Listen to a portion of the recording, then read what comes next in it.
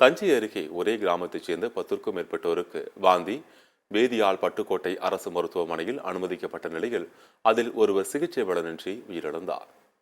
தஞ்சாவூர் மாவட்டம் ஊரணிபுரம் அருகே அம்மன்குடி ஊராட்சிக்கு உட்பட்ட லட்சுமிபுரம் பகுதியில் வசிக்கும் பொதுமக்கள் கடந்த 10 நாட்களுக்கு மேலாக வாந்தி பேதியால் பாதிக்கப்பட்டுள்ளனர்.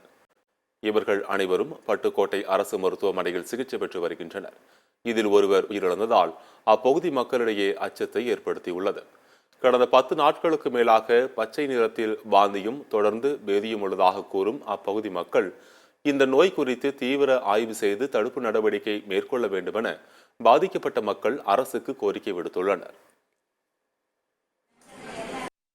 திடீர்னு எல்லாருக்கும் முடியலை. திடீர்னு எங்கள் அப்பாவுக்கு முடியலை, வாந்தி மயக்கம் வந்துச்சு. உடனே இறந்துட்டாரு. அதை தொடர்ந்து எல்லாருக்குமே வாந்தி மயக்கம் பச்சை வாந்தி எடுக்கிறாங்க. என்ன பிரச்சனைனே தெரியலை.